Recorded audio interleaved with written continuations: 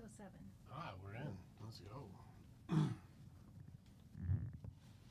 Oh, let's put your mic on, baby. Perfect. There you go. Let's make sure it's not right Not in like your face. anybody really has a hard time hearing me. Just sounds so majestic You're now. So loud. I got my karaoke microphone on for anybody who jumps on YouTube. I didn't grab the stand. Doesn't matter. It's fine. Oh, I didn't hit live on this. Yeah, let's I'll let We're going live, baby. We're so live. All right, let's do the thing here. I don't know. I can't see how that looks. Let's see if I can get this to work right. All right, so I can see what that looks like. I don't have a mic stand in here. I'm gonna have to go like I'm on a karaoke show. Yeah, exactly. You got that song stuck in my head out there. The piano? Yeah. It's Kenny G. Yeah. You had Kenny G on? I did. Okay. Oh, then it was Babyface and Kenny G. So it was like everything with Kenny G. Well played, babe. I loved it. All right, so what's up? It's good to see our warriors out here. We are live on YouTube, hence the microphone and her microphone. We're live on our YouTube channel, and we're live on our TikTok. Yeah. What's up, Autistic Dad? Good to see you. Good to see you. Hey, there's another Rick. Yeah. Good to see glad you. He's on. Glad that Rick is on for sure. So my name is also Rick. This is my Andrea. So when you hear somebody say, hey, babe.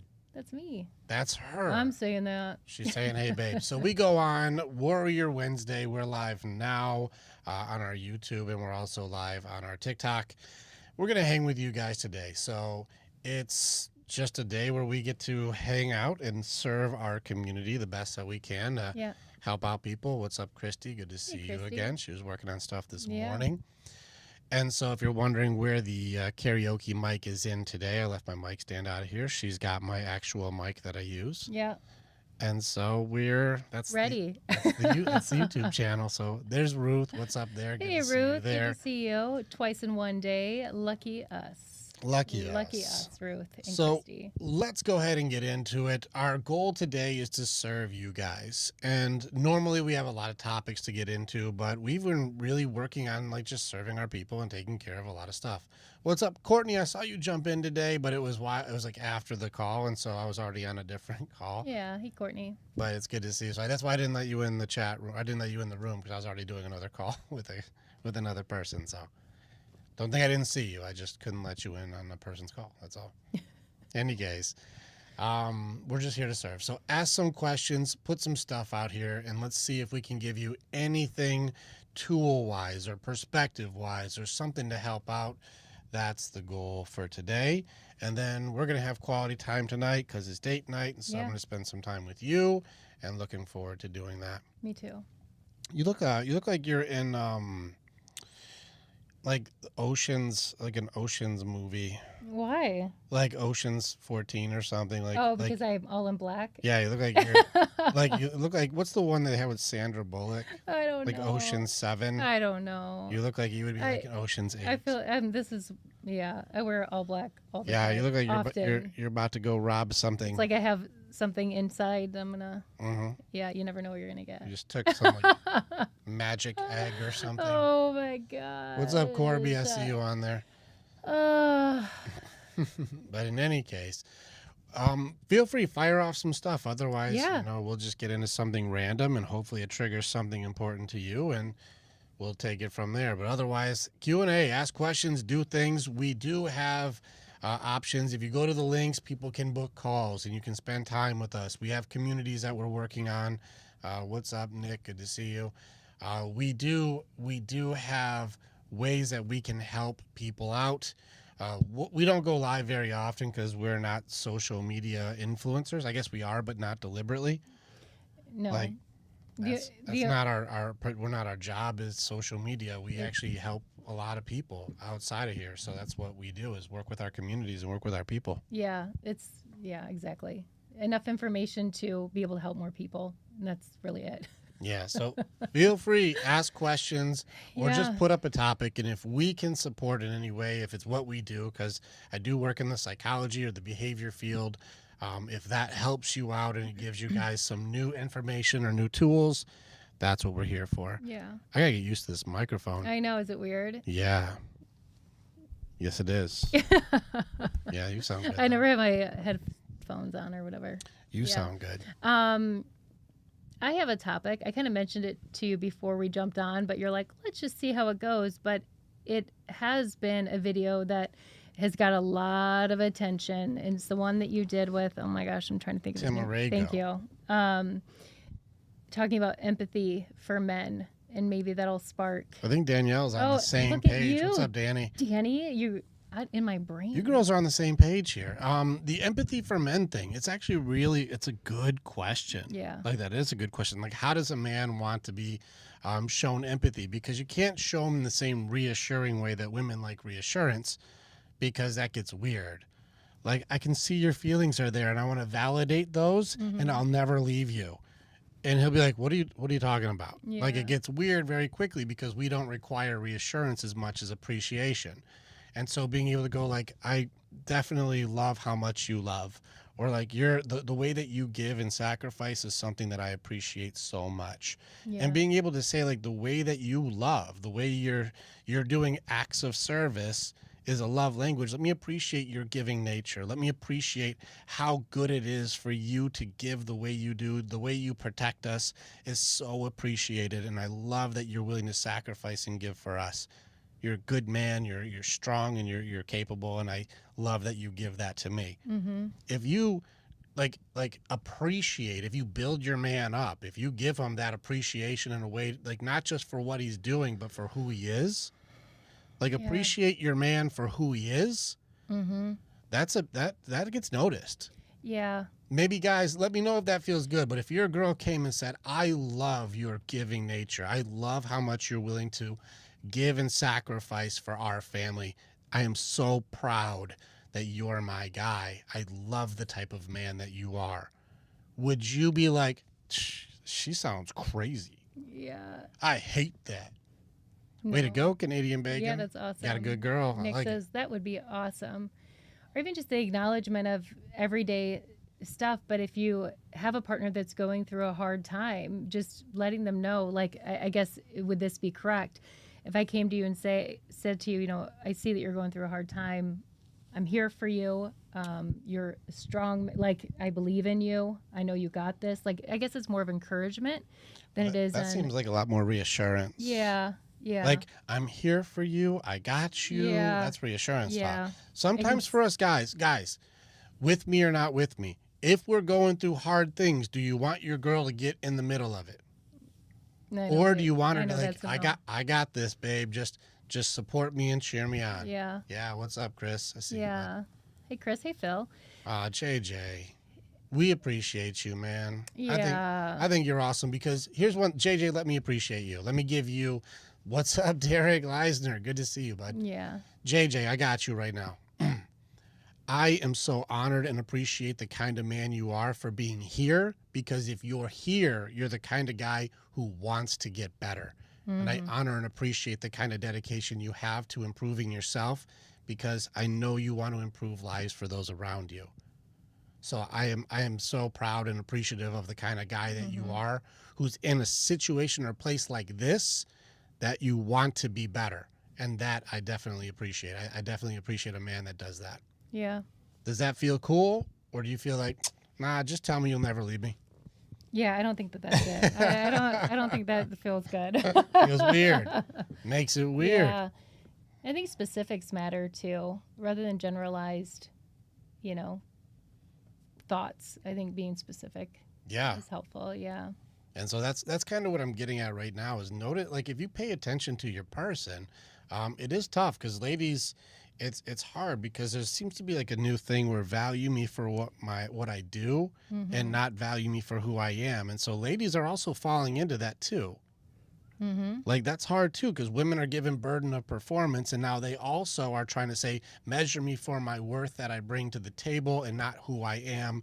And that's also goofing up the relationship because, like, well, if I measure you off of what your worth is for like financial or whatever, well, that takes away from all the beautiful things that you do too. And that's really kind of goofing up relationships, because There's guys that show high appreciation to their girl, but she's like, well, why don't you notice me for the same things that you do? And that kind of makes it so they're in their masculine. It gets weird. The kindness and appreciation and sacrifice now turns into a competition, and that starts to kill it too. It gets tricky. Mm-hmm. So trying to love on each other for being each other and loving each other for like seeing who they are and not just what they do or what they bring to the table to provide gives you a chance to really love your person. Yeah. Yeah. So that's a good question. Yeah. Is that helpful? I just want to know if that's helpful for you guys. Like, I don't know. There's probably needs more clarification, but is that useful? Let's see what we got in here, guys. So Thomas, okay, what's helpful? Thomas says, how about a man who got 2 toddlers out of the deal full time while mom has been gone for a year, but she is using my income for a year?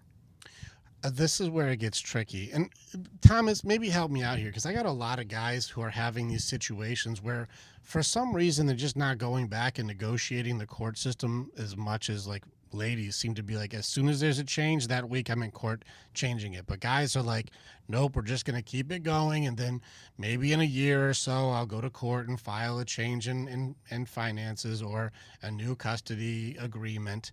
Like, but guys just seem to sit on it a lot more. Thomas, if you've been doing this for a year, but you have the kids full time for a year, like you have legal custody, how is she getting money from you? Unless you're just giving it to her. There's a piece there that seems like, in what world would it make it so like I have to give her money while I have full custody of 2 kids? I try to reverse it. Oh, you give it to her. Oh, well, Thomas. Well, what? I would probably ask you, why are you, if you're like, why are you doing that? Then she's been gone for a year and you're paying for her to be with her new boyfriend or something while you take care of the kids? No. Why? She doesn't work there anymore. Why are you sending paychecks? No. While she figures stuff out. If she's not with you, that's part of figuring things out. You sure make it a lot easier while she figures stuff out. Yeah, you make it. It's called enabling. Thomas, you don't have to figure things out if I make it so you just get rewarded for not figuring it out. No, Thomas.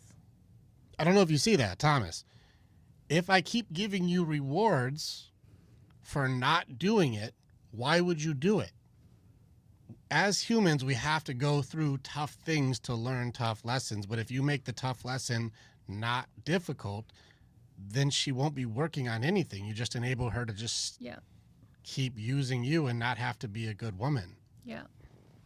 Yeah, but if you're paying for her to not be a good mother and she gets to go have whatever life she's living without any responsibility or accountability to her duty as a good woman, as a good mother, why would anybody who just gets rewarded for not doing anything ever do harder things? Yeah. And there's people that will take your money instead. Yeah, there's women who would be more respectful. Or the men. I'm sure D's nuts for you, or probably if it's probably not a woman. Yeah. Anybody named D's nuts for you needs that money. So go ahead and send D's nuts for you all that income. You cool with that? Difference as far as calling yourself a sap, but you're also forgetting that you can have boundaries. You don't have to be mean, but you can have harder boundaries. Yeah. And you're just having, again, I'm just going to honor your heart here a little bit. You're a good dude. You clearly mean well. Like, obviously, if I'm giving her money so that she can maybe get her shit together and we can have our family back together again, you're a good dude. Like, you're taking care of the kids. You still pay for her, hoping that she'll become better. All we're saying is I just haven't seen somebody who's rewarded for bad behavior need to change. Mm-hmm. Just take that piece in, Thomas. I've never seen anybody rewarded for bad behavior change bad behavior. Just that's so true. Just dream on that one tonight. Yeah. So you're going to be in it tonight going, damn it. If I'm giving rewards for her not getting better, it makes it so she now gets more for doing worse. She has a better life. You're giving her a better life. There's no responsibility. There's no accountability. There's no need to be a good mother. Yeah. There's no need to work. There's no need to, because I get paid for not going to work. Mm-hmm. Can you guys ever tell me a scenario where somebody would go and work their ass off and get paid the exact same amount than if they did no work at all? If only. Do you think that they'd be going to work, or they're going to go like, I'm just going to go party if I Yeah. still get the same paycheck?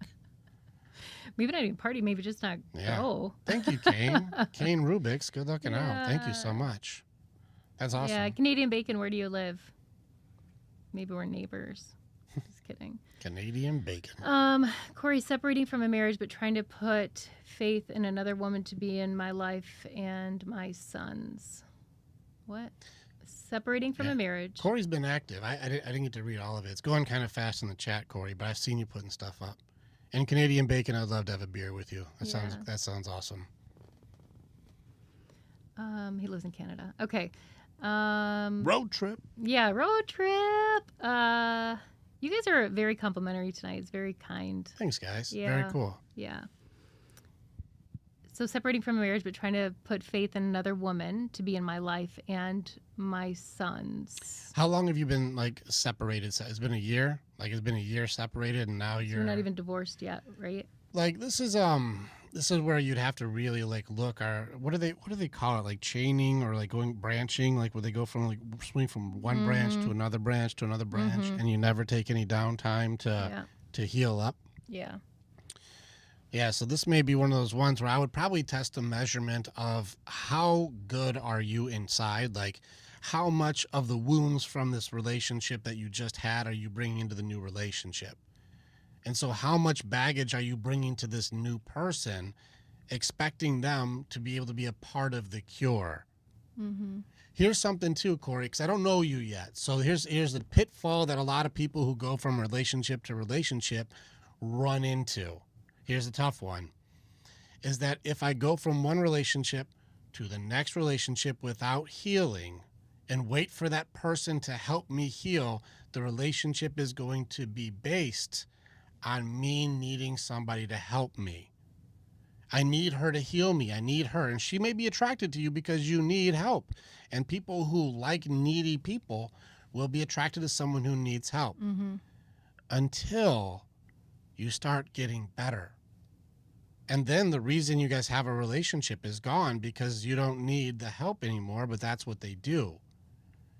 And then you might start seeing a sabotaging relationship because you built it based on unhealthy dynamics and not based on you being healed and giving a good heart and her being healed and giving a good heart and trying to be each other's cure for somebody else's disease or somebody else's wounding.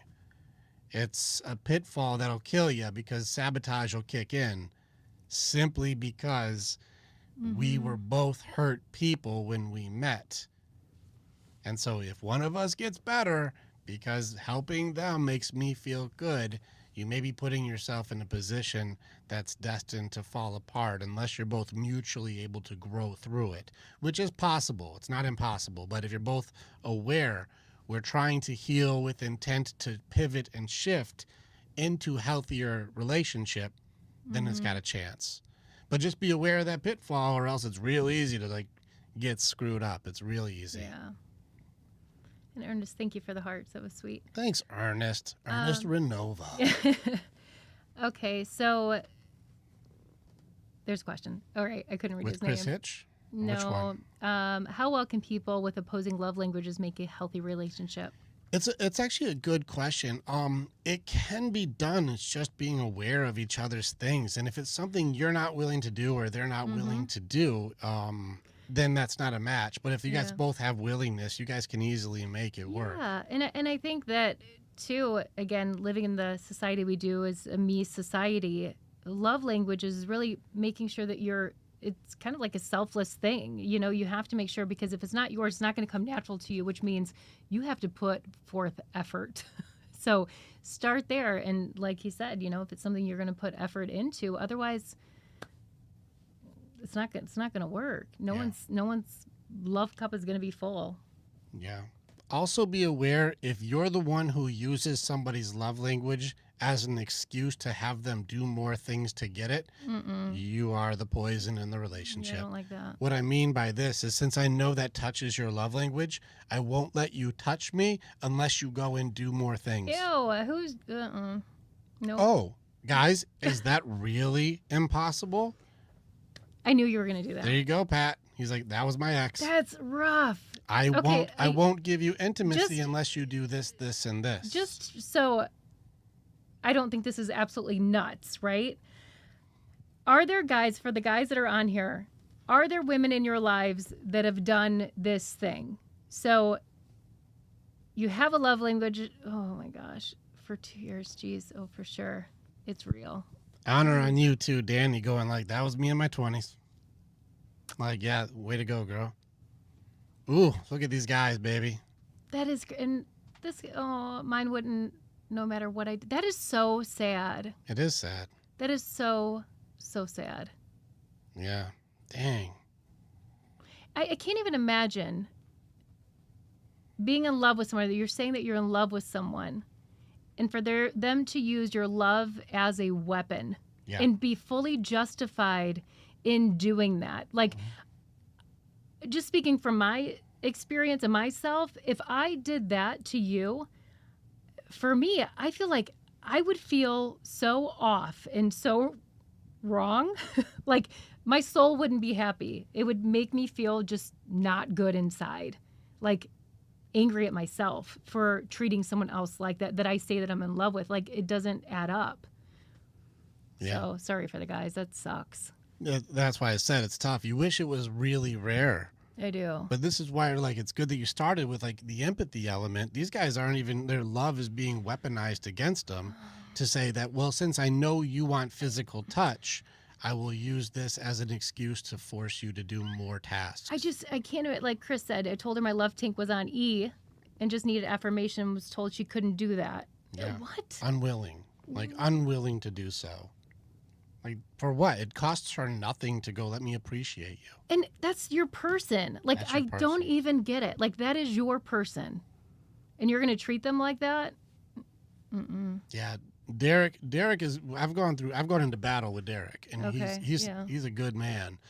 And Derek, he said, even though he would meet her needs, her preferred love language, he would do what she needed. And he did. That guy was above and beyond. Like, his was just withheld. Like, I'm not going to give you yours back. And didn't we talk about that last week? I can't remember if we talked about it on here or we talked about it with each other. But we were talking about which vows really matter then. You know, I'm not going to have sex with you, but I can be a bitch. Like there's certain vows that... Well, I don't have to be nice. I don't have to be encouraging. I don't have to be supportive. I don't have to be there for you in these healthy moments, which is a majority of people's lives, right? Like, that's the stuff that matters. It's death, you know, for better or for worse, right? Most of us, the majority of people spend most of their years in the better area, right?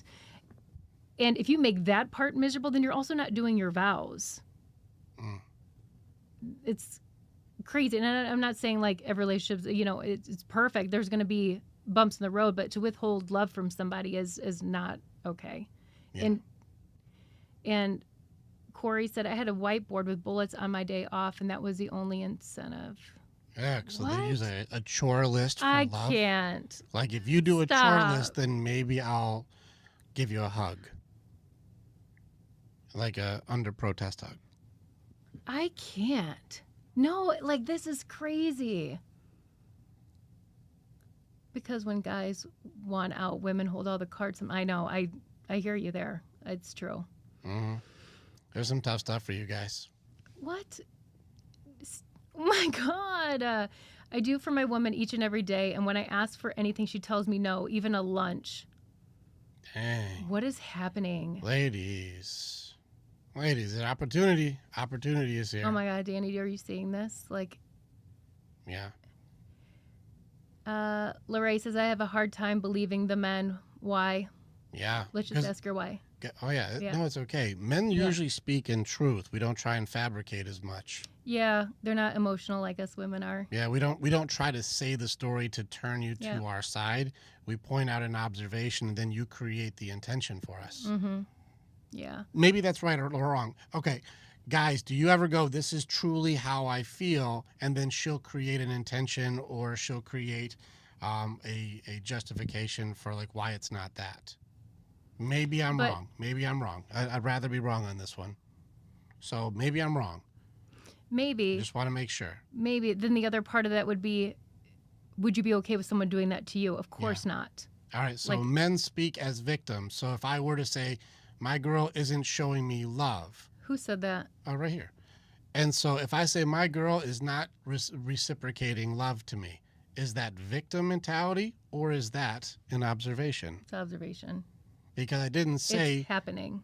I'm being abused, I'm being assaulted, I'm being hurt, I'm being neglected. I'm just going, well, the reality is when I ask for love, she says no. Mm-hmm. That's an observation. Yeah. This is what is happening. And to say, well, that's not happening, is to go like, well, we're gaslighting them. Here's something about that. If someone's telling you you're not doing something and that's the truth, or if you find yourself like, if someone's like, you're not, making me coffee in the morning, right? And you get pissed off about that. That is something within you. That's not something within them. They just made an observation. It's amazing how people get bent out of shape when something is the truth. That's when you know that the truth is there, because people don't get mad at things that seem far-fetched, right? It's true. So that's something to think about. I think as women, for myself, I have in the past, and sometimes, I'm not perfect. I'm a human being, but there's moments where the truth will kind of like get me like a knee-jerk reaction, like, nope, not doing that. Well, hold on a second. Let's break it down. Is that true or is it not? What am I adding to that statement to make myself feel bad? Like, that's on me. That's not on someone else making the observation. That's just what it is. You mean you're responsible for your reactions? Isn't everybody? What? What? That's crazy. Lorraine, so fair enough. She said, I understand what you're saying, but in my experience, men play the victim role more than not. Which will probably also like determine either the way you treat your man or the kind of man you choose. Like, there's something in there where, like, why did you choose a guy who plays a victim role often or has low confidence? Or is that a byproduct of the way that you love or don't love creates a guy who goes, what the heck? Why am I not getting loved? This is one of those things where we want to go like, he has to be accountable for his part, but there's also a relative part that you are playing, because if you truly are doing this loving, empathetic, giving, caring, compassionate, encouraging love, if you are being very good to him, he probably wouldn't have anything to like be like a victim for. And so this is where I would go like, is it really all his stuff, or is there really a unmet need here? And he's going, hey, my needs aren't being met. What about mine? Because yours are important to me, but mine don't seem important to you. And then it's usually met with a justification as to why would I have to do that for you? And then you go, but yours are important to me. Why are mine not important to you? And then, well, you're just playing a victim. What? I thought we were just being like good to each other. It's a golden rule. So if you're saying something to someone, if you're saying something to your partner, would you be completely fine with them saying it back to you? A lot of times we find that people treat people how they do not want to be treated. And so that's also an awareness moment that you have to have with yourself to say, hey, hold on a second. Am I treating someone the way I would want to be treated? And like, be honest with yourself. Like, be honest. B, I'm not sure what you're referring to. Oh, why did a man manipulate her until she fell in too deep and then changed up? I think you just made up a story there, because I don't think she said that any of that. I think you just made that up. And then you made her the victim by saying she was manipulated, and then he switched it up. Was there part of the story that I missed? I feel like Lorraine, did we miss a part of the story? You seem one-sided. Or did you make up some stuff here? Here's maybe we seem one-sided. I feel like we're being very fair. See it as you, Lorraine, as I think you, we missed something. Yeah, I think we may have missed something. We're not. Honestly, what we're calling out are what people have been sharing with us. I mean, he works with men for a living. We have a women's group. Like, we see this shit that's happened. A lot of patterns. A lot of patterns, that's all.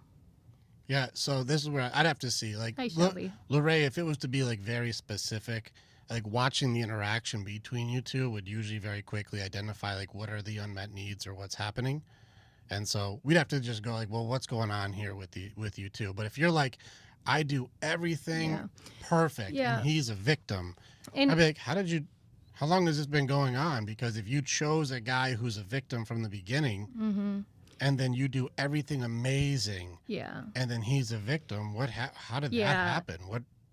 How did this even get to a relationship? Yeah, Lorraine, you're and I had this for majority of my life, but I would pick very similar people as you've had in your life. And then I had to like trace it back. Where the hell? Why do I keep ending up with men like this? Well, because I kept picking them because they were all the same. They all had the same shit that they were dealing with. But looking back, I'm like, oh, that was my frigging dad. Like all these years, unstable. Like I was the queen of picking the not great ones. So yeah. Yeah. B, that's fair too. Yeah, of and course. And to be fair, B, on this one, I work with the guys who are highly abused by women. Fair. Yeah, absolutely fair. It's fair. When we work on a polarized end of any spectrum, we're going to have absolutely a polarized opinion. 100%. So I hear you. If you're working with abused or traumatized women, it's going to seem like a lot of guys because that pool is going to be like the algorithm we're exposed to. Yeah. Fair enough. And I do work with unhealthy people. Let's go ahead and just put it out there. Yeah. Like I work with unhealthy people. That's my job. Yeah. So like there's no defending unhealthy men. Mm-hmm. There isn't. There's no defending an unhealthy man. No different than absolutely like any unhealthy behavior either way is not in. We don't defend. And listen, if you guys, I mean, if anything, and B, I'm so glad that you said that, and I can only imagine. Like I can't even imagine for you having that line of work, and I could see how that would sway. Just because that's what you're in, that's what you see, and that you have empathy for people. But I can tell you, before he started helping men, my outlook on men was not good at all. I was like, whatever. Like they play the victim. They always got something to say. All men cheat, right? I had a list of things that men are not. A whole list of judgments. A whole list of judgments that these men were not. Okay, based on my experience, which I chose all these people like nonsense. But anyway, that's a whole different accountability for a different day. But really seeing the men in his groups and really hearing their hearts, it changed my outlook. And again, the willingness to want to do better is the different piece of it. We're not talking about the unhealthy people. Unhealthy is unhealthy, especially with no willingness. Hands off. On both sides, yeah. Talk like no. Mm-mm. Hey B, I got something for you because when I see somebody polarized, I want to be able to show them hope. And so, B, if you can, and I want to extend an invitation to you specifically, because I see that you see the worst of the worst that happens to women from the worst of men. I want to invite you to come to one of our Tuesday nights, and I want you to do a Q&A where you can ask questions to our guys. Like, just come in and ask questions. Why are guys like this? And why do guys do that thing? And there's a whole group of men in there that will be happy to answer your questions so you can see like there's more to men than what you're exposed to. So I would open our doors for you to have a Q&A, like interview our guys and ask questions. Just come and hang out with us and see, is it really as polarized where all of us are abusive and all of us are, trying to assert force on women and we're all vindictive, manipulative villains, No. And so I would like you to come and see, like come and interview, like come in and hang out. Like you can ask questions, but most of the stuff you hear is saying, well, I see the worst of the worst. So I'd love you to see the other side. Yeah. I'd invite you in. She says she studies resistance to change and manipulation. And then she said, you're doing it again. You're assuming of me. Yeah. So again, this is where it's come and hang out and ask questions because even that is you creating that I'm assuming something. I just want you to come and see. Yeah. Like make your own opinion and make your own things. But a lot of times I see people who study resistance to change and manipulation also have filters on their belief system to think that every conversation is somehow a manipulation or a resistance to change. It's like, well, it's not all that. It doesn't work like that. Yeah. And so like I'd like to just just say, hey, just come and see. Just come and hang out. Yeah. You said you're an advocate for men. Yeah. Awesome. Yeah. I mean, if you want to come in, this would also maybe be an opportunity for you also to give perspective from what you've been exposed to help make men better, even in our group. Yeah. And I would be happy to help you do that. Absolutely. Like, so this would just be a cool experience. We've had other women do this, and they were like, that was a really lovely experience. These are nice guys. Yeah. And so I'll open the door to you for that if you'd like to have the opportunity. And keep in mind, he's working with guys. I mean, he has conversations with all different types of people in general, men and women. But his men's group are the guys that maybe have had rough past or been traumatized. I mean, it's all over the place, but the difference is they have the willingness to want to do better. And so if you'd like to have the invite, I would love for you to be able to go, well, let's see how these guys are and ask good questions, and that would be very, very cool.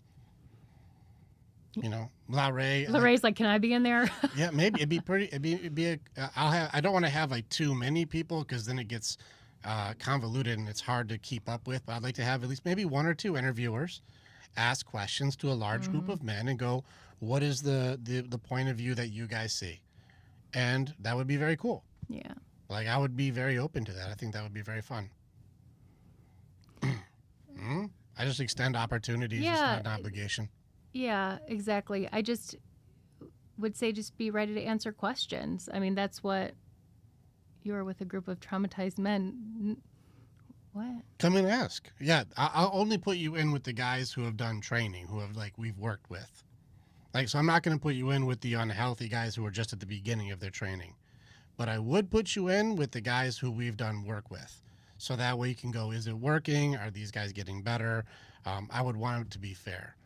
And so, no, I wouldn't put you in an unhealthy scenario. I don't think that would be right.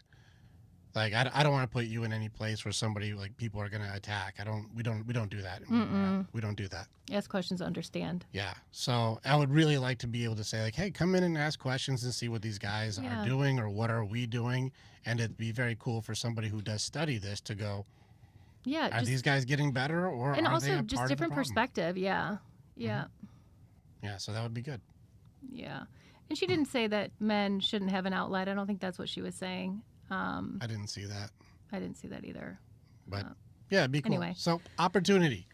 If you like it, that would be cool. Laray, you can. Laray's like, don't forget, I want to be there. So just go to the website and just send a message to us in DM. And we like to make it so we can train more guys, but then also like raise awareness that there are places that guys are trying to get better together. Like there are places. But right now, social media and reality are really goofed up. Like it's goofed up because we get caught up in algorithms based on what we're connected to. And then we think that that's everything. Even still, I have no absolutes, but there are high patterns. Yeah. You know, there's like, this is most common, not always, but very common. And people will get upset when it's like, well, it's like, you know, probably 19 out of 20 ends up being the rate that we see for that. And they're like, well, you're just being biased. I'm like, that's an observation, not an opinion. That's just what has happened 19 out of 20 times. But feel free to count for yourself. Yeah. And I think, that's a society thing right now. It's like, you know, no one, you're definitely one person that doesn't say always. Even I'll sometimes do that. I'll be like, always. You're like, it's not, nothing's ever always. That's a good question. That's fair. Who was, I see you at Trexler 27. If you go into our website at the top here and you click that, you should be able to go and find the YouTube is on, like, you can click in there. I want to say it's Warriors Way Mindset, but it actually, I don't know if it's not. So like it should be. Yeah. Let me check. Yeah, so check in, but we're live on YouTube right now. That's why I have the microphone. She has her microphone. But in which case, we don't even know what our YouTube's it should called. be under the Warriors Way Mindset. I think it is too. Hey, Ruth or Stephanie, I see Corby. Yeah. You guys can maybe help. Just put what's the name of the YouTube channel? Yeah, what is it? I thought it was Warriors Way Mindset. Yeah. And be I don't know if it's worth. I think that's probably a side conversation as far as like what is their trauma, because it's not. It's all over the Yeah, board. it's all You over already the. know. It's Yeah, the same thing with the ladies. We're all over the board. yeah, These guys have all been the same kinds of things: abused, abandoned, molested, hurt, beaten. all over the Like place. it's across the board. Addiction, PTSD. Unaliving themselves. The dark thoughts are all there. Extreme anger, extreme depression, anxiety. They're human. Mm-hmm. So it's the same stuff. Our guys are human just like the women are human. It's Yeah. humans. And so that's what's in there. Humans. You know. It has a big part of it, but not all of it is just childhood. There's a lot of behaviors that need to be rewired from childhood, but a lot of the stuff is still very current behavior or learned behavior later on for survival often. Guys are just trying to get through, and a lot of suppression is the biggest thing. One of the Mm-hmm. hardest thing for guys is getting through the denial of their feelings. And they've been taught, not just by parents, Mm-hmm. but by their lovers, women, also teach men to suppress their feelings. Now, maybe you think that's sexist. Guys, do your women make you feel like you have to suppress your feelings? I don't want to speak for everybody. Let me make sure I'm not out of turn here. Do you guys feel like your feelings don't matter, so you have to suppress them down because you're not going to feel like it's going to be safe to share those with her because they won't be important?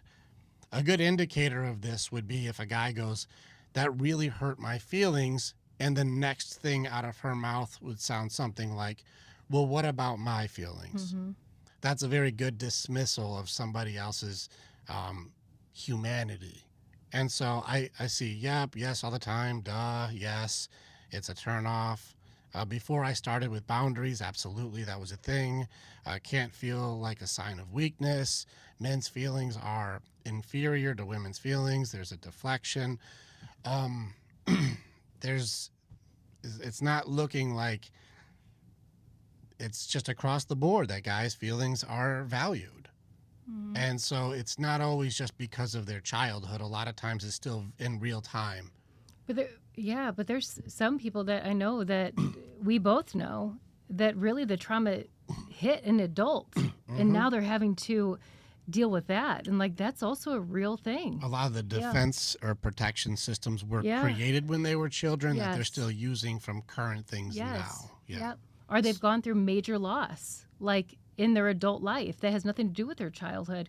That's also difficult. I just talked to a guy who was doing well and in his adult life went through like 5 or 6 massive losses very quickly, and his It's life hard. spiraled out of control. And that made it really like it wasn't a childhood thing. This was an adult thing, Mm-hmm. and his whole system got rocked, and he's still not able to recover. Mm-hmm. So Yeah, and Corey, a great childhood can actually not prepare you for a rough adulthood. My experience specifically, yeah, there's some people that we also know that men and women have great childhoods, really good. fantastic, And as a- sabotage. yeah, Yeah, I've worked with guys whose parents were so good that they didn't believe their life was what's the best way to say it? Like, I didn't deserve a life this good, and so they end up doing a thing where they sabotage or end up in often gambling addictions yeah, because they want to have something that like the winning ends up becoming more of a balance for their life where they lose a lot. Like, and so I saw that. Like, I've had to work with there's a couple of guys where the parents were so good mm-hmm. that they started sabotaging because they felt be- like they didn't deserve to win. B, I have to ask you, like, you're very quick to be like, that's not a thing, but Well, she speaks in judgments. It's okay. Okay. You noticed. I guess I have more questions. So if you're jumping on with the guys, I would just be ready to answer questions. They're going to ask you questions. So you can't, if you're saying, I mean, you can do whatever you want, but if you're saying, well, that's not a thing, it's going to be hard to be able to grow from there. Yeah. Good job, Shelby. Yeah, congrats, Shelby. I see you. Yeah, Mr. Gratitude. Yeah, your thing. You said you came from a family of addicts. Yeah. And you said I was a gambling addict. I came from a family of addicts, and so it ended up becoming something where you were like, I ended up falling into and there's a thrill to it, but there's also a huge sabotage system, and it's a real thing. Here's another thing that I've noticed. Another thing that was really, really big. is I notice when guys are doing really not good, most guys destroy internally. They sabotage or destroy internally. They shame really hard. Unhealthy women seem to project outward and blame very hard. Mm-hmm. What are your guys' thoughts? That's a pattern that I've seen. More men shame, more women blame. Mm-hmm. True, untrue. That's a pattern that I've seen commonly, but maybe I'm in an algorithm of working with unhealthy people, and so maybe that's not Yeah, a it says thing. I do that a lot. I'd agree with that. Okay, very true. Very true, Larissa. Yeah. Very true. Yeah. Yeah. Right. Yeah, a lot of stuff in there for so sabotage. Yeah, it's good. Very true. Very true. Good. So you guys see it too, and it's tough. Corey, It's yeah. tough. Yeah. Corey said men taking the values as their own. My exes would project those failures on me. Taking the failures. Got it. Yeah. This is good. Yeah. So Yeah. a lot of these guys are seeing real life, and this is why I opened the door to you. It seems like you're more school trained because it seems like the experiences that people are having seem to go against your books, and like life is not matching the books. So maybe come and talk to real people. I'd be okay with it. So I'm gonna leave it there just because it seems more like everybody's reality is going against like what you're saying things that exist are like their real lives aren't matching whatever you're reading. Yeah, even on our YouTube, we have a lot of women on our YouTube right now just saying I treated my guy like that. Yeah, there's a lot of ladies that are being in this YouTube. group. Yeah, it was a wake up call. I always wanted a safe place for men. It was so difficult to do so. Yeah, or even how to. Sometimes we're learning how to be good with ourselves, right? And then, yeah. All right. So this is where we'll leave it. Just if you are interested, just shoot us a message. If not, then we work that's towards okay too. solutions. Yeah. It's up to you. If you don't want to do it, don't do it. It's yeah, fine. it doesn't matter. We just open the doors to you. You do what you like. Yeah. Thanks All for right. the info, guys. I'm going to start watching YouTube and listening to the podcast. Awesome. Is that Traxler? Yeah. Very cool, man. Yeah, we put all the podcast stuff on YouTube, the full episodes. Yeah. So very, very cool. Like, just go and check it out. There's a huge array of people in there. Like, I do not have there's a specific type of people that are on my show. It's all over the place. That's what I love about your podcast because it literally is every. There's no dynamic. I was like every topic, everything. Like it's I'm usually D Navy guy. Wednesdays. Usually Wednesday around 6 Central, 7 Eastern. Yeah. Yeah, so you that's why we love interacting with you guys. So come on in and we love the questions and the interaction you guys are doing is really cool. Yeah. Thank you to the people who I see followed. Is it Ruja Solis? Thank you for following. Thank you for likes. We appreciate you guys for your support. Again, we just want to try and help as many people. So if anything we do, it makes your life better, great. That's all we're trying to do. And if it's information I can't use that, don't use it because it's not for you. Don't use it. But the idea here is that we are working together to grow. We ask ourselves and other people hard questions. That's what we do. And just because we don't like the questions doesn't mean that there's still not an answer. I think that, we talked about this last week when people start to say, when they put labels on themselves or they're saying, I think it's mostly labels, right? Or the growth stops there because now you've identified with something and it's like there's no more growth. And that's okay if someone doesn't want to grow, totally fine. But there's a lot of people that still want to grow, but also create labels around themselves or their situation too. We're talking about protection systems by labeling bad things, good things. I'm going to have to relabel this microphone. Yeah. Lean back real far. I can hear, you can't hear. Yeah, that's true. Yeah. Yeah. Okay. Yeah, that's cool. Yeah, you're not on, if you're getting defense, B, we're good with you. You're not on trial. You just come and interact. It's fine. You don't have to defend yourself. Just come and hang out. You're not under attack. No. Just come and hang. Right. Ernest Renova, glad you're here, man. You're very encouraging. You seem like a good dude to hang with. Very cool. Jarrett, Kyle. Hey, what's up, Jarrett. bud? Good to see you. There he is. Good to see you. But no, this is very cool. There's some good people in here tonight. Really appreciate you guys. Let's see. Yeah, Jarrett. You see, there's other warriors in here with you, bud. All right. So Vince has a question. Yeah, what's up, Vince? How about dealing with someone's someone who's passive aggressive, it's tough because there is veiled hate. It is tough. I actually really do struggle with passive aggressive I know you myself. do. Yeah. Like because Mm-hmm. it does seem like it gets Machiavellian sometimes, very manipulative and controlling, but not direct. Mm-hmm. I also, Vince, I'm with you on this one. And I lean more into boundaries than I do any type of like, here's what they should do, because I just go more into boundaries where like I see what you're trying to do, but I don't agree, or I won't comply to that. Personally, I lean more into doing boundaries than I do trying to change or control a passive aggressive person. Mm-hmm.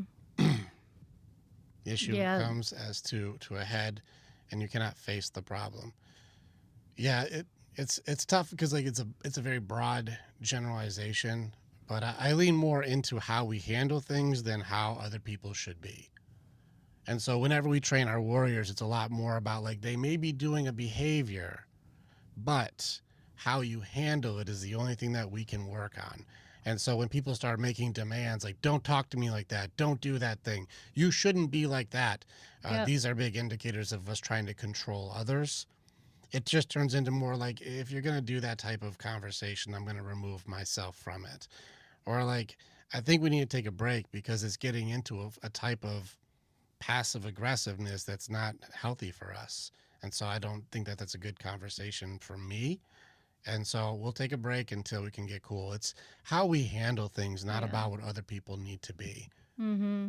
And so that's where I would lean for you on this one, Vince. And if I train my guys, there's a lot of people, not just the guys, but a lot of people, especially our women too, really struggle with boundaries. Yeah.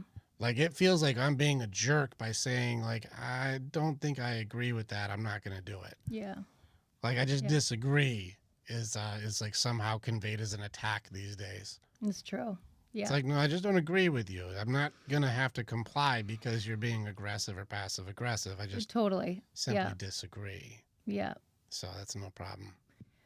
Navy guy said the self-control to maintain that can be hard. hard. I just shut down. Yeah, that's Yeah. the It'd be freeze cool. system. Yeah. It's true. Yeah. The freeze system. B, I think we're good. I think you're kind of now you're just shit starting. Like Yeah, we're listen, good. as an expert, like calm it down. Like you're not looking that great by doing this defensive posturing. Just Yeah. be cool. Like ask good questions or help people out. That's all. Yeah, we're all here to grow, and Yeah. We're trying to open the doors for you to have your place, but it looks like you're just trying to be argumentative. Like, yeah, Pat, it doesn't look like you got it figured out. It looks like you're telling. yeah. Like just show people that you do what you teach. That's all. That's all we would ask is if you teach it, do it. That's it. Yeah. Crypto dirtbag says, What a can funny name, crypto dirtbag. Oh, that's how you handle backhand. Okay, you were asking a question. Okay. I thought you were responding. You know what? All right. Fair enough, B. We'll Let's take it back. Yeah, well, give us just a minute. Let's get to some Let's other pull words. it back. What can I do when they don't respect the boundaries and label it stonewalling? So you're being judged for holding a boundary.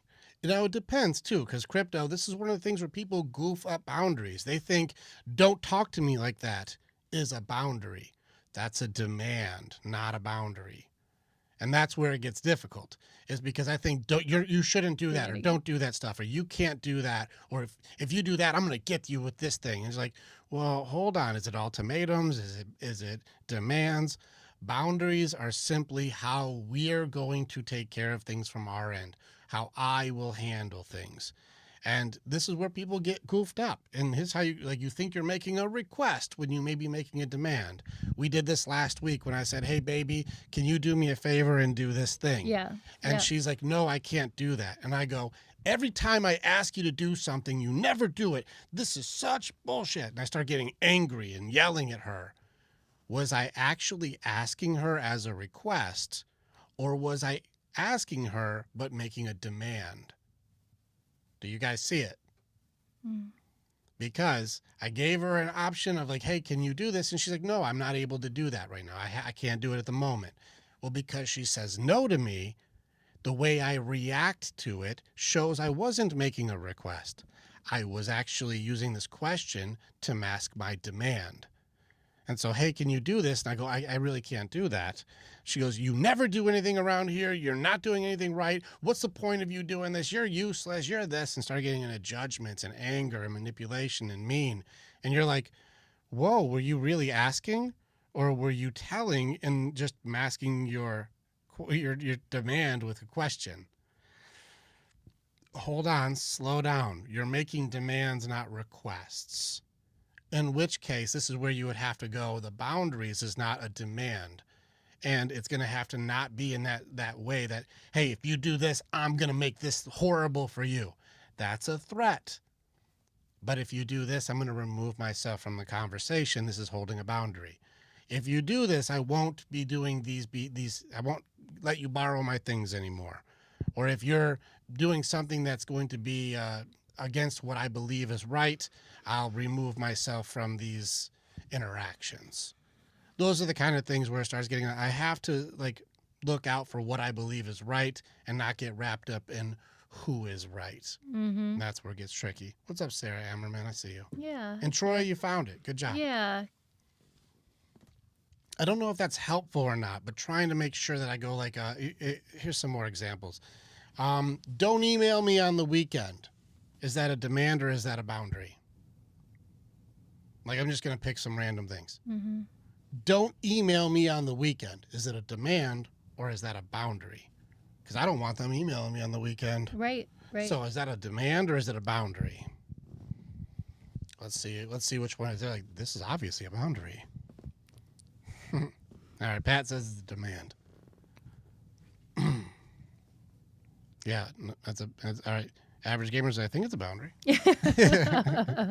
All right, it's a demand. Demand. All right, don't email me on the weekend.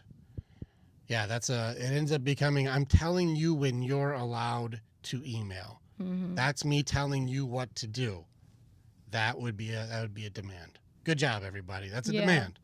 Now, if I said, if you email me this weekend, just know I won't get to it until Monday. Is that a boundary or is that a demand? If you email me this weekend, just know I won't get to it till Monday. So don't expect a response until Monday. That's when I check the emails. Am I setting a boundary or am I making a demand? Good, you guys, that's the boundary, right?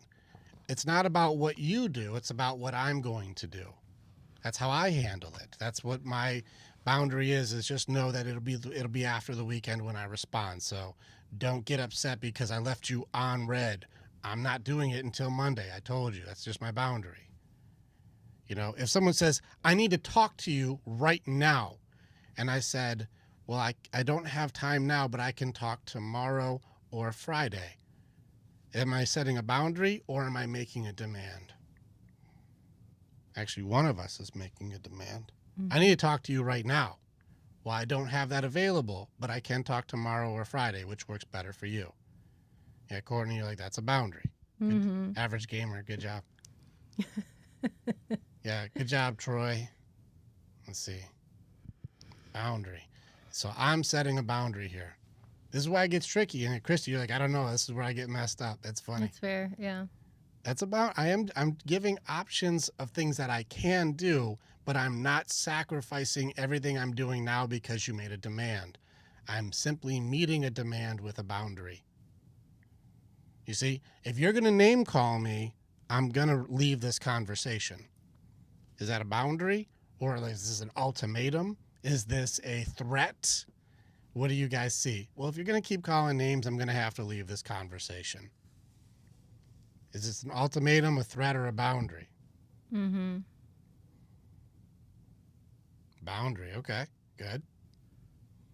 Stephanie's like, that's a demand. I think it was. I'm just kidding. I think it was lagging. I'm just messing with you, Steph. I'm messing Stephanie with knows. you. Yeah, Danielle says this is a promise. Yeah, so it was an ultimatum. You're giving them a choice. Yeah. There's a choice. Yeah, it's true. Everything's a choice. It's true. Yeah.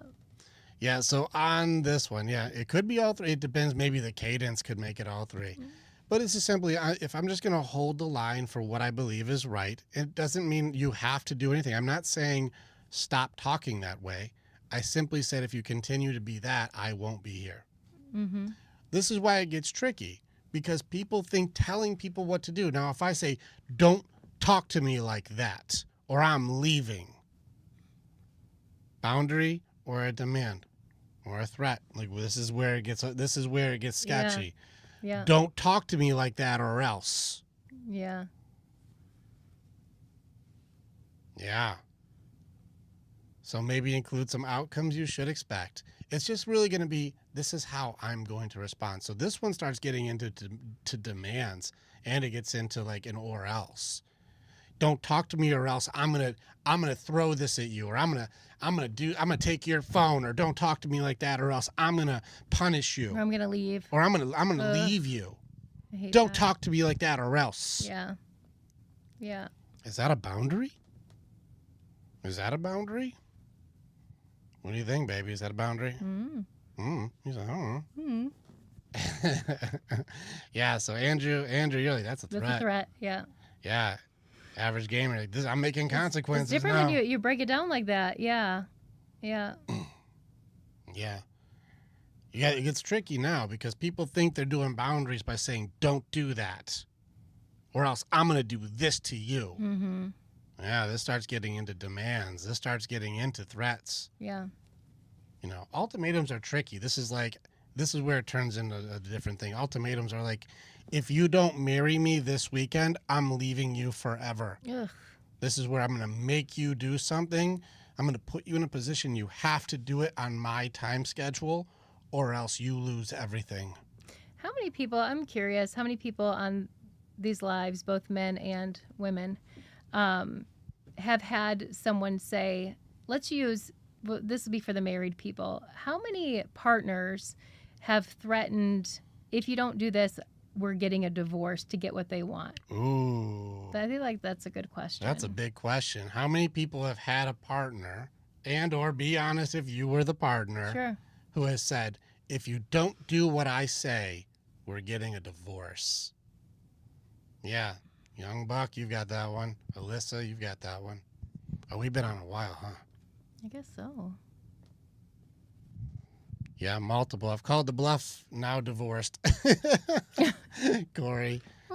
Well, sounds like you played the cards correctly. Yeah. Because if someone's doing these kind of ultimatums, it's very controlling. Yeah. Pass the I've done it a few times. My boyfriend threatens to leave when he doesn't like the conversation. Well, again, it's one thing to say, like, this conversation's getting hostile. I'm going to step out for a little while until we cool off. Yeah. That's not a threat. That's a boundary. But to say, I hate this conversation, I'm leaving you. If you don't start talking how I think you should talk, I'm leaving. Mm-hmm. Like, now it gets into more of a ultimatum. Mm-hmm. It's tricky. This is a good conversation. It's really easy to screw this up. Yeah. Because it's not about how do I choose to handle it for myself. It turns into trying to manipulate the conversation to be what I want them to be. Yes, and it's a control system. Yeah, it's one-sided. Yeah. It's it gets a little toxic quickly. That's true. Do what I say or else. No. Demand. Mm-mm. Again, you can tell too. Yeah. If you don't do this, I'm not going to do this. Yeah, that wouldn't work for me. I don't believe in doing that, but if you were like that, I'd be like, why you keep threatening it? Like, I wouldn't be able to deal with that. It's not a threat. It's a promise. Okay. It's not a threat. It's a choice. Like, all right. Do you see? I can create justifications very quickly. And I'm sitting here like, okay. Do what I said or else. It's just a choice. Yeah, right. Did you read my book? Oh my God. Did you read my book? I'd be like, everything's a choice. Did you read it? I'd say you could take that with you when you go. I have a box. Don't tell me. Don't tell me what I can choose. I can't even imagine living in that like chaos, like that uncertainty. Like, I've always been a firm believer, even in my early wildest days. Like, that's not something you threaten. You don't threaten divorce. Yeah. You don't threaten to break up with somebody. Like, you either do it or you don't. Like. Yeah. This is cool. Sarah, it's a good question. How long is it okay to have space to cool down before you come together again?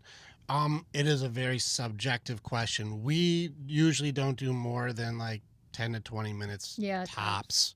Just enough to cool down and then try again. Some people do like a day, some people do 48 hours. It really just depends on your relationship. We can't do it. with the overnights and the 48 No. hours. We don't do well with that. But that's our relationship. Yeah. We don't do that. But your relationship, you may need more time to cool down. Maybe you need an hour. Maybe you need 3 hours. It's your relationship. But I do think the better you get at recognizing that, the more that you can go, all right, I need less time to be able to think about her. I wrote it down so that way I'm thinking more clearly. So it really just depends on maybe your skill level to cool down and then try again. But people who are like, I need all week, that does start getting like really, because one person may just need 10 minutes and the other person takes a week. Well, that's a pretty big mismatch, because now they have to live in hell because you're going to take a week to get able to talk about it. Yeah, and it would be awesome if you guys could come up with a scenario of like, hey, can we take, like, I know for him and I, like, I'll say, hey, like, it's okay, like, I need to take 10 minutes. Yeah, okay, fine, go ahead and cool off. Same thing with him, like, and it's that agreement, because we both know, like, if we keep going this way, this is not good. So we need to go this way for a moment so we can come back together and be stronger. We're human. We do not agree all the time. No. And so there's moments where I'm like, babe, I'm taking 10 minutes. I need a break. Or like she'll be in it and I'm like, yeah, we both need we got to cool off. Just cool off. Well, I'll be honest with you, I'm very transparent. Some days I'm annoyed with myself. Sometimes I'm like, I just want 10 minutes from me.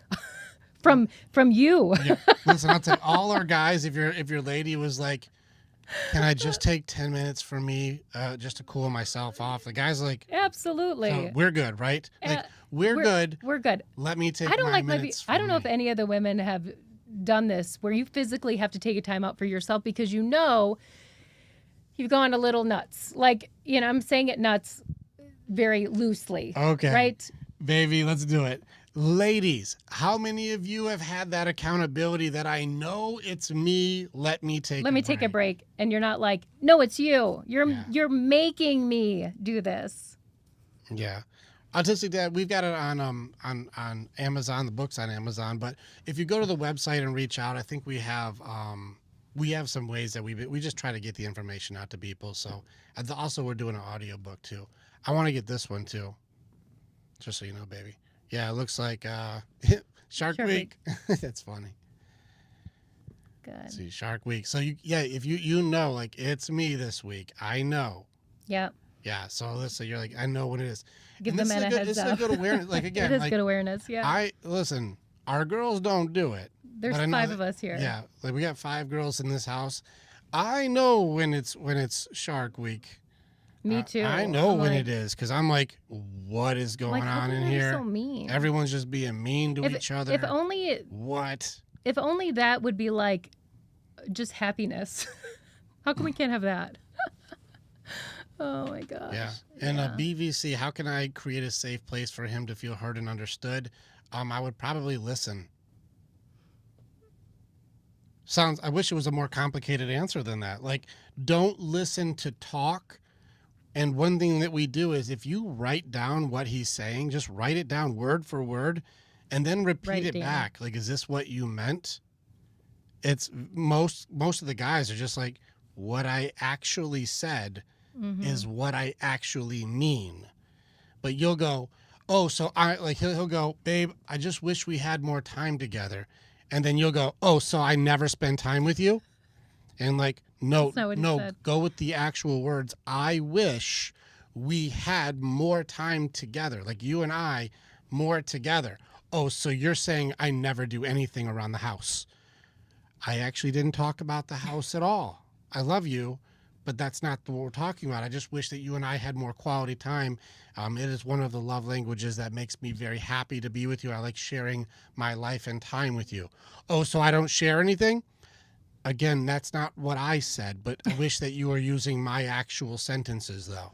Yeah, it's amazing if you don't write it down word for word. If you have a hard time listening, to understand, writing down will definitely help, because you'll be able to catch yourself and how much you actually add to conversations just based on, we just talked about this today, based on your emotions, or based on maybe they said something like this to you a couple years ago and now it's triggered you, but that's not what they're saying now. So writing it down definitely will be helpful. Write it down. There's a thing, I know that we do it. I see Jordan Peterson does it. There's people who do this where you write down what they said Yeah. Repeat back what they said, and if they agree, yes, you have it, then you go and they write down what you're saying. Mm-hmm. They repeat it back like, is this what you said?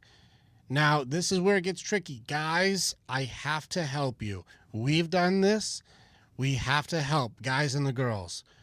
When your guy says it word for word, and you write it down word for word, and you read it back exactly word for word, Mm-hmm. he'll say, yes, that's what I mean. With my baby, I love you, baby. Mm-hmm. When she says what she says, and I write it down word for word, and then I ask her, word for word, is this what you mean? I'm like, mm-mm. She's like, no, that's not what I mean. What I mean is, and then she'll have a whole nother stack.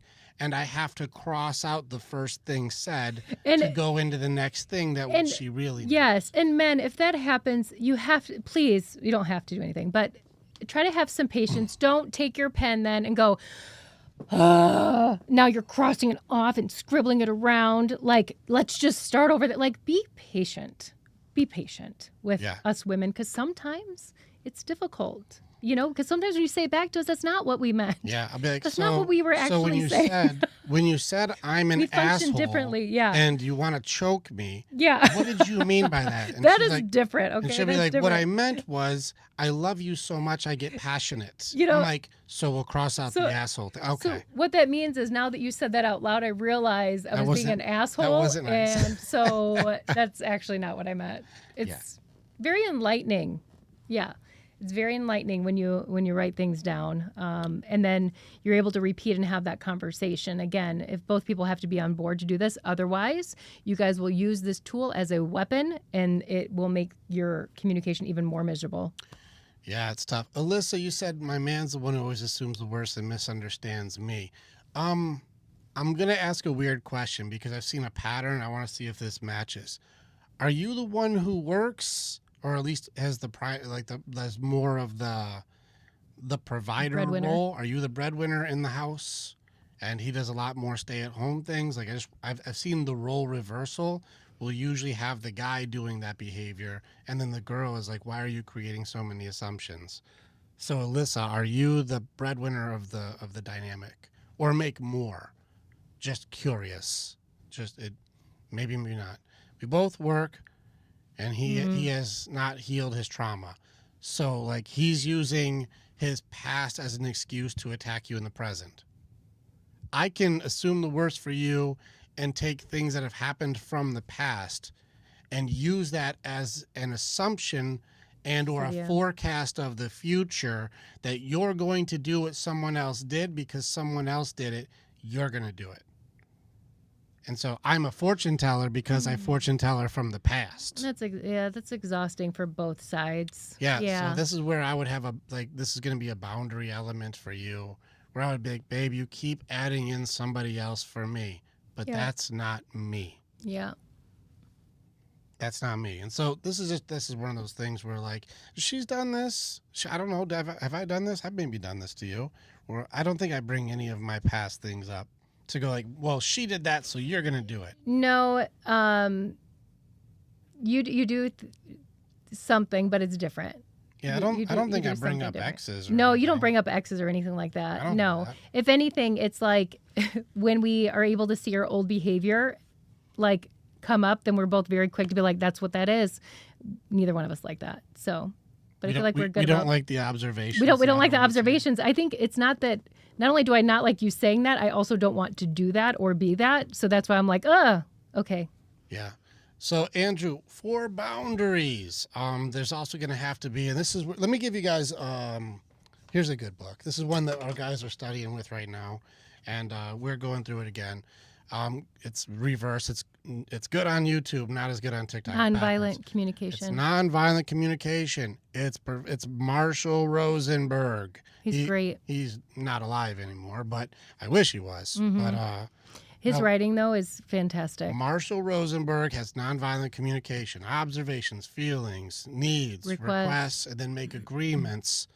It makes it so you guys can have agreements with each other by going, let me understand what it is that's going on with my baby. Yeah. Let me hear what's happening. And it's also a good, we have the, one of his other books too. And even teaming up with, if you, like Christy, I know that you said that you're reading it. It may not be a bad idea for you guys to go through it together and have that conversation. It's something that you guys can team up on and kind of talk through. That might be helpful.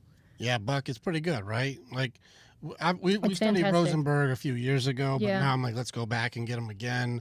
It's just very useful tool to be able to say, hey, instead of saying your boundaries keep changing, Andrew, let's start creating agreements. Now, here's the hard part about agreements, right? Is when somebody doesn't have willingness to keep their agreement. Yeah. Somebody has low integrity. They say one thing and then they do another. They have no willingness to change. That gets really, really difficult. Thank you, Alyssa. I see you shared the live. Yeah. Thank you for sharing. So, but people will say one thing like, yes, I agree, but then go and do another thing and feel justified or explain it's okay if I do it because. That's very difficult to work with. And I think that the one thing, even when I was working with Dr. Anthony Jones, where's his book? It's behind me. Him and we were talking for a while, a lot more. But one of the things he left with me that he said is if somebody doesn't have willingness, you can't really do much with them. He's been doing therapy and psychology for almost 50 years. And he's like, without willingness, I can't do anything for that person. Yep. They have to want to be better. They have to want to have a different outcome. They have to want something different than what they have. But a lot of times people will do behavior that the problems supersede the value of the solution. I know that sounds like a lot. What's up, Scott? We see Hi, you. Scott. But a lot of times people will hold on to what they do because the value of the problem supersedes the value of the solution. This means fixing their problem messes up what their system is. And so if you try to make it better for them, that in their mind will be worse. People who are misery loves company. Yeah. People where they turn misery as love. The people who complain all the time because negative responses is how I get attention, how I get love, how I get sympathy, how people notice me is because I gossip, I complain, and I bitch. And then they go, oh, I feel so sorry for you. Oh, that's so unfair. They should never do that. It should. And it's like, well, if you try to solve that person's problem, you become the problem. And so you can't really help somebody who doesn't have willingness to be helped. There will be no way to help someone who says, I won't stick to agreements. I have no interest in getting better. Yeah. I don't want anything more. And again, yeah, you want that team, if you're in a relationship, it's your teammate, and I've been saying to him a lot more lately that, all of our girls are in sports. And there's so many similarities to relationships in sports, right? Or teams and teammates. And, there's a turn of events that happens, I think, with women that, and I played sports in high school too, where as women, we all are supporting each other because we're heading in the same direction. We all want to grow together. We all want to win together. And we're supporting each other, even to the point where, someone makes a mistake on the team. It's okay. You got it. Like, it's so encouraging, right? And then there's a shift that happens at some point outside of the team. Well, even these girls are pretty close, even outside of the team. But there's something that shifts with women that I've seen where it, like, women sometimes stop doing that. I'm on the edge of my seat, baby. Say what are you saying? Yeah, just stop being as supportive, and then can become just a little bit more like, well, they're not doing this. And it's like, if we look at our friendships as like, those are our teammates, even like girl to girl, like things are so different. Like they really are. If I'm looking at a friend and I don't like everything you do, but you're my teammate, I know that you're my girl. Like, we're going to get through this together. We're going to work on something. You don't become judgy. That's your teammate. It's no different than a relationship. Like I tell you all the time, like, this is my teammate. Like, my teammate absolutely turns into competition. There shouldn't be. Yeah, exactly. When do we stop? Like, why are we competing with each other? We're teammates. we're together, common goal. Same thing. And we've seen couples too that compete with each other, that I will have your back. If you're having a tough day, I'm there to pick you up. Same thing here. You're having a great day, like we keep going, we keep pushing, right? We're there for each other. So hopefully that made sense. I know it was like kind of long and drawn out, but it keeps coming back in my mind a lot lately, just with all of our girls in sports, that I see these girls, and we have all girls that keep supporting each other. And I love what I'm seeing, but I'm like, and I think, Danny, you're right. It starts turning into competition and kind of fades. So messes it all up. Yeah. Yeah. Hey, Scott, I sent you an invite if you want to jump on. You've jumped on our live, Scott, the divorce recovery coach. Yeah. If you want to jump on with us, I sent you an invite if you want to jump on. So it's always an honor to have people who are like, man, he's really great. But we have a podcast this Friday. Scott's going to be on the battlefield of the mind. Yeah, I saw that. So in a couple of days, he's going to be on our show for our podcast. And so, Scott, if you're still on, I'll see if I can resend the invite. But there you go. Okay. Jump on in with us if you want to, because Scott's really great, and I'd love to have him on with us. Yeah. Because he had me on with him. I think it was on a Sunday. Yeah. Yeah. What's your take on roles in the relationship? We're actually pretty big on relationship roles, but we're not completely traditional, but we're very traditional. Yeah. Like, I definitely take on the protector vibe, but sure. we both pay bills, though. Like, yeah. We both have money. Like, she does very well. She's very talented at what she does. We both bring in a good income. Yeah. And so we both pitch in on bills. We both pay things and take care of things for the kids. We're both pretty good. She's not, we're not very money. We don't have money problems. No. We don't argue about money. We don't fight about money. She buys stuff. I buy stuff. We just take care of each other. We don't even think about it. Like, it's just like, we're both givers. Yeah, that's helpful too. Like, I think that's a big thing. She's not just a taker. She's a giver. Yeah. So as far as that goes, I'm not like, I'm just sole provider. We both just take care of each other. We do not have shared bank accounts. No. Like, that may not be as traditional for some of you. Yeah.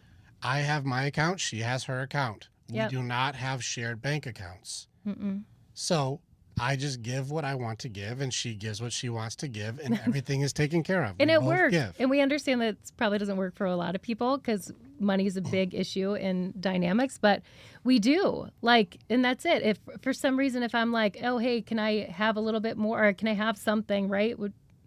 Of course, like, I know I can come to him, vice versa. Like, we're here as a team to help get the common goal, which is continue to grow, continue to help other people, continue to raise children. Like, we're human beings just like everybody else, try to figure life out, right? But you got a little bit more figured out than most, but sometimes questionable for me. Do you think that financial support allows for more emotional support? That's a good, Danny, here's a tricky one on this one. The person who provides financial support also has to give emotional support. And so a person who doesn't provide financial support should be giving, it seems like there's other types of support that have to be made up. There's a reciprocity. There's something like, I do something to make sure your life is better. You bring something that makes sure my life is better. Mm-hmm. It's not transactional. It's a service. It's sacrifice. Yeah. I don't give to her and go, now that I bought that for you, you owe me. Mm-hmm. No, but we do both give openly, but we're also very loving. Yeah. Equally. Like, agreed. I think that, we fall very equal on these things. We really don't push like a tit for tat. No, I can't even, like, here's a perfect example. Today I was working from home, and last week he was at the store. The girls love bubblers, loves to drink bubblers. So he got them each one of their favorite, like a pack of their favorite colors. Well, every once in a while he also likes bubbler. Oh, yeah. The pink ones. I only like one. I don't really drink soda. He only drinks, it's super, super rare that he even drinks these. So today I was like, ordering from the store, and I'm like, oh, I'll just get him some. He would never buy them for himself, of course. So I'm like, let me give him some. So he's like, oh, I'm like, those are for you. He's like, oh, okay. Like, giving without asking is something that we both do very well. Yeah. I don't know if this is helpful for you guys. But it may not be. You were like, I cannot relate. You guys are super not relatable. I'm not totally buying fair. a bubbler. Yeah, yeah. Buy him something that he likes. Like, he doesn't eat a lot of sugar. I mean, you see, like, he's pretty fit. But I'll get him like his favorite suckers, or like there's certain things that I'll be like, here you go. Like, it makes me feel good. No different than when his men come over, right? So we have guys that come over and people, friends that come over that are in the group, and they know, like, I will also feed them too. Like, give, we're just giving people. So I don't know if that's helpful. Yeah, I don't give. Just give. Is there a certain reason you don't have shared accounts? I don't think that there is, but I do say that, coming into our dynamic, I had 3 girls. I have a stepdaughter who is not either one of ours. It's my ex-husband's daughter, but she's been with me for the last 6 years and love her like she's my own daughter. There is, for me, and I know that he will and he does, like but I don't ever want him to feel like his responsibility financially is also the 3 kids. Like, I don't want to have to put that on him. That's a lot of pressure, because I'm fully capable of doing it by myself, and my ex-husband, can figure it out. So that's, I think, for me, like, I don't want him to feel like that additional pressure that doesn't need to be there. Like, I don't need him for that specific thing, even though he still goes above and beyond. And the girls, when they need something, guess who they go to? This guy, because they get what they want. I'm like, no, that's $50. No, where he's more of the, when they need something, he will do that. So that's my take on it. Whether it's right or it's wrong, it's something that I believe is right for me. It's an interesting question. I don't know if this is a real one or not. But that's what he signed up for. Here's the thing. I don't know. Like, it's weird. It's weird to say it maybe exactly the way you said it. Like, that's what you signed up for. Like, no, like it's almost like you deserve, because that's what you're. It's like almost authoritative. Maybe if it was worded differently. Maybe. But if I was like, hey, babe, since you're with me and you decided to take on 3 of my children, that's what you signed up for. So you have to do that, right? No. So it's I disagree with that. Like, I really do. And would I be with him if he treated my girls badly? Hell no. Do I need him for financial support for my kids? No, I don't. And so he also, when he said, I'll be with you, I will also take on your girls, he took on everything. Just because I don't need him for that financial thing, I don't need it. Like, I can't imagine being like, well, that's what you signed up for, like throwing that back in your face. I would never, ever say that to him. I think that's, in my opinion, it's highly disrespectful. Like, you should just be doing it because that's what you signed up for. Fuck no. Oops. No. Like, no. Show appreciation for things that he's doing that are above and beyond. It's a volunteer job. Yeah. To be a step parent. We have one that's volunteer for both of us. And I know what that feels like too. And so I show him a lot of appreciation. The girls also, they know who to go to. And it's tough as a step parent to be able to get that spot too, because it's taken years for me to be the one they go to. Yeah. Because that wasn't the case. Yeah. So it's a tough job. It's a volunteer job, but we've just gone through enough stuff that I've been consistent now long enough that they know who's not going to freak out. They know who's going to take care of them and who's better to call in a crisis. Like, but when there's something they want, it's mom first. She's a pushover. So you don't make them work for it. I'm like, I'm going to need you to make sure you take care of your responsibilities, and then I'll happily take care of you. Yeah. But you're like, I don't need anything. Just do it. And I'm like, oh, all right. That's the easy way. To a point. There's certain things I'm like, no, use your own money, because they all have their own money. I'm like, use your own money. Well, we don't want to do it now. Okay, well, then I don't either. Fair enough. That's funny. Oh, my gosh. Where do you draw division lines? When you draw division lines, there will be expectations. I think expectations are very dangerous. Mm-hmm. Like, to have agreements is much better, but expectations, a lot of times it's not an agreement. It's just you should. And we talked about this today, the shoulds. Mm-hmm. Like, you should just do that, or you signed up for it. It's a very authoritative. I don't even want that in the relationship. If I feel like I'm making him feel like he has to do something or should be doing it, like that doesn't feel right to me. Like I would rather give love out of my generosity and just from my heart because I care and love him more than like I should be doing it just because he told me so or that. Yeah, like I can't get behind that, I don't think. Yeah. How do you handle different roles and boundaries and parenting styles? Rules and boundaries. You have to have agreements, guys. And there has to be somebody who takes. Here's something you guys have to remember. Whoever is the one who wants to be the leader also has to handle and take on all the accountability and responsibility for it going wrong. Yeah. And this is where you can tell you're not the leader. That if it goes wrong and you go, it's your fault, that means you're not the leader. Yep. If you ever blame, shame, or judge because things aren't going well, you should not be in charge. You're not the leader. If you have no leader, one of you needs to step up, preferably the guys. The reason why is we are more logical and we can be more indifferent. This means it will have a higher probability of fairness over an emotional response or reaction.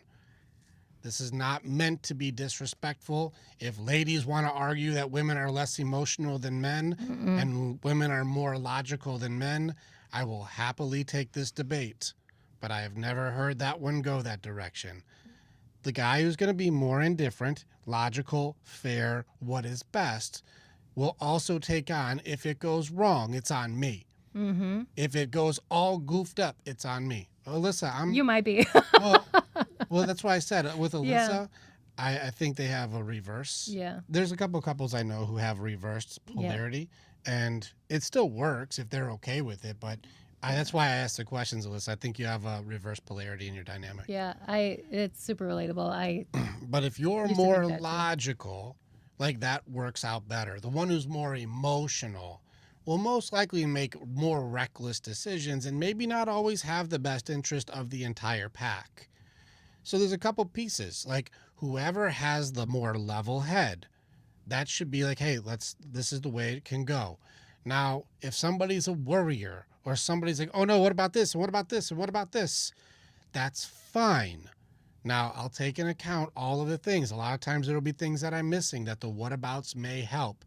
But just because you said what about something doesn't mean you get to grab the wheel. Still trust the person who's driving to drive. You can say, maybe we could do this faster, or what about this way, or this could work. And the person who's going to go, I'm calling the shots. If it works out, I got it. It's on all of us. It worked out. Good job, babe. And if it all goes wrong, it's on me. Mm-hmm. The leader has to take the fall. That's why our guys take it. Like, all right, it's on me if it goes wrong. Like, respect that. Respect the person who does that. The person who's like, I'll take the fall. Yeah. Now, if I go, I want to lead, do it my way, and then it didn't work, and I go, you screwed it up. You let me do it. You did that. That was your fault. So silly. You all don't listen. No. I am not the leader. Mm-hmm.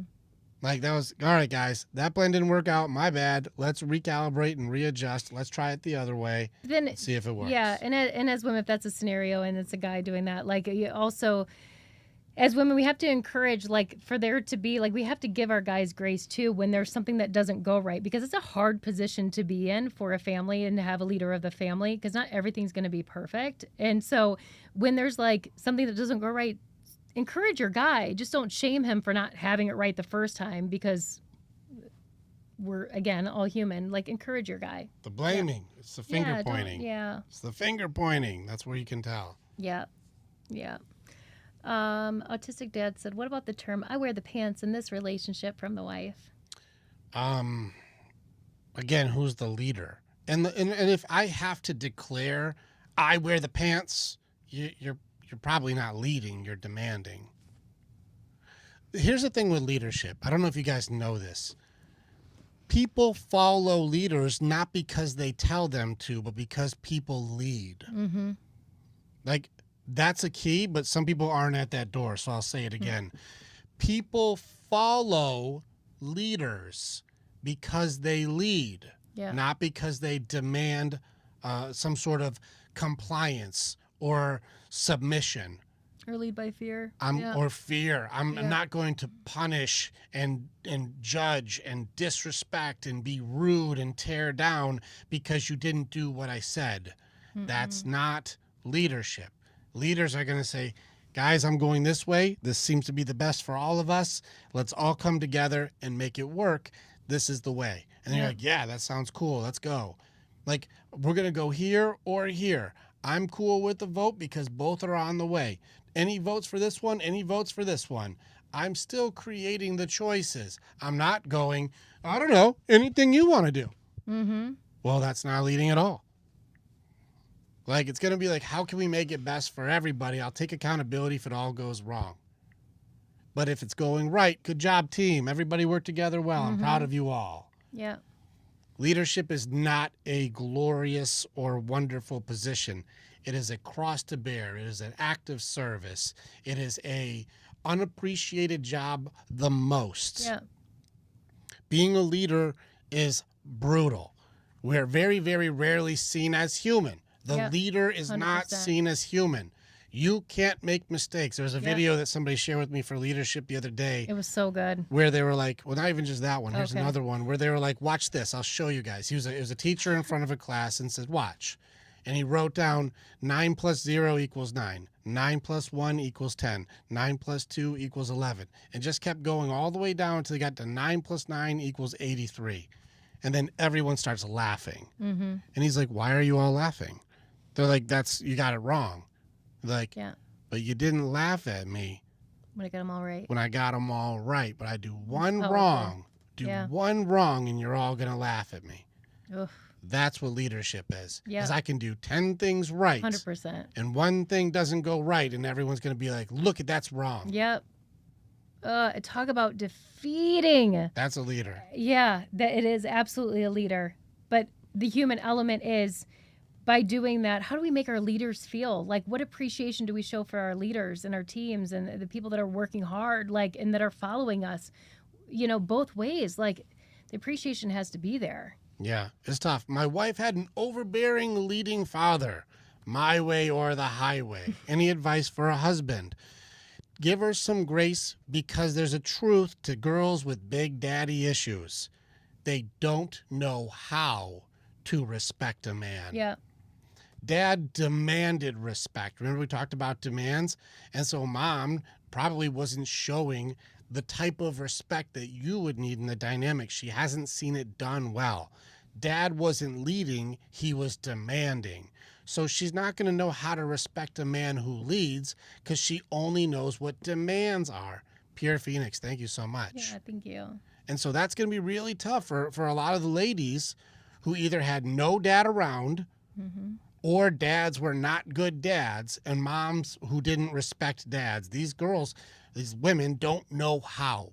So there's got to be some grace. Yeah. My baby was one of them. Her dad was not around. Yeah. She didn't know how to do it. I also, not only did I not know how to do it, but my belief was, first of all, if it's going to get done, it's going to have to be done by me, because I can't rely on any man to be doing it. So I had to become, just like Lily was saying, like the independent woman, right? And her question too was like trusting one's leadership for independent women. I will tell you, as independent as I am, being able to trust, first is trust. You have to give that trust to who your leader is going to be, first of all. If you don't have that, you have nothing. But start giving them, like allowing them to do things and showing you that they can do it. I'm telling you, once you give up that control, which is terrifying, believe me, I know, it's terrifying. Once you give that up, start what is the right word? Releasing. My words are all twisted around. Releasing some of that control and giving it to someone else that can lead, you will literally be like, why didn't I do this sooner? It is so freeing. Even for me, as very independent, it is so freeing. I'm like, I am exhausted from doing all that shit for so long, thinking I had to carry the load of everything just because I was too afraid to trust or to allow or to follow someone else. I mean, me follow a man, please forget it. Like, But Now you it's create your own prison, though. you do. You'll create your You own prison. absolutely do. Now you're also training your relationship because some of Yep. you have guys who Yes. love to serve. Yeah. They love to give. But Relinquishing things, Jenna. but then you're going to get in your own way when it comes to particulars. Yes. I want it my way. I Yeah. want it my way. I want it my way. Hold on a second. If you have a guy who's like, I'm happy to serve, but it can only be your way, there's going to have to be a different way to do this. Yeah. So either those jobs become yours and the other jobs become his. But if you keep going, no, I'm just going to do it. No, I'm just going to do it. No, I'm just going to do it. You train a guy who's happy to serve to feel unneeded and unwanted. And then when you're overwhelmed because you say, I don't need you or I don't want you to do anything, he's going to be like, you're the one who said you wanted to do everything. For real. You'll train the person. I did. Yeah. Yeah. And then you're having to do it all by yourself and you wonder why. Well, correct. Because when they try to help you, you're like, I got it. Independent woman, like. Yeah, and now and ladies get overwhelmed. It's so much easier with a teammate. Tell me, my independent women don't get overwhelmed. It's too much. We're not made to do this it all. Isn't fair. We can't do it. We're not made to do it all. We need our teammates. We need our teammates. And there's stuff that's what we do. We're just good at. Yeah. But yeah, Pure Phoenix, you said women are never happy with a man as a doormat. It never ends well. No. And it's very true. We as women need our men to be strong. We have to have our men be strong. Ooh, shots fired, baby. What, really? Our men need to be strong. They do. What? We can't. That goes against the women narrative. Women are not going to follow weak men. They just will not. It won't last. But unfortunately, this is also part of the society that is happening right now where men are becoming a little bit weaker. We as women need strong men. Well, that's the funny thing about it. It's like I see a lot of the ladies like getting stronger and stronger and stronger, which I'm actually very pro that. I'm okay. You work out. I love you working out. Like get stronger, baby. Yeah. But I don't understand why it's so encouraged for guys to get weaker. Like it makes sense for women to get stronger. I love that. Mm-hmm. Yeah, get stronger. We should all be working out. But to go like guys get weaker, girls get stronger. I'm like, why don't we all just get stronger? Why don't we we'll get stronger, you get stronger. We're a team. We're both stronger. Can you imagine being here's my sporting analogy again, but going back to a team and you're on a team with someone that's like, I actually don't even want to practice. I'm not practicing today. I'm just going to sit down, and you're the one that's doing like all the work and practicing. Like it's the same thing. Like teammates, let's both get strong. Let's help each other out. Let's move forward together, not against. Not one-sided, together as a team. Together, that's true. Together. That's good. Pure Phoenix, you seem pretty great. I appreciate you helping out so much. Drew, you said also do many independent women want to dominate, but then see their man as weak? I said so many. Also, so many women. That's one of those things too, where I think power is such an interesting thing because we want power, but maybe not responsibility, or they'll get too much responsibility and then shift blame. We're in an interesting time right now. And so we're kind of watching as like what would be a downfall for family dynamics. So it gets kind of weird when like, I just want to do everything and dominate. So then they'll attract a guy who's submissive.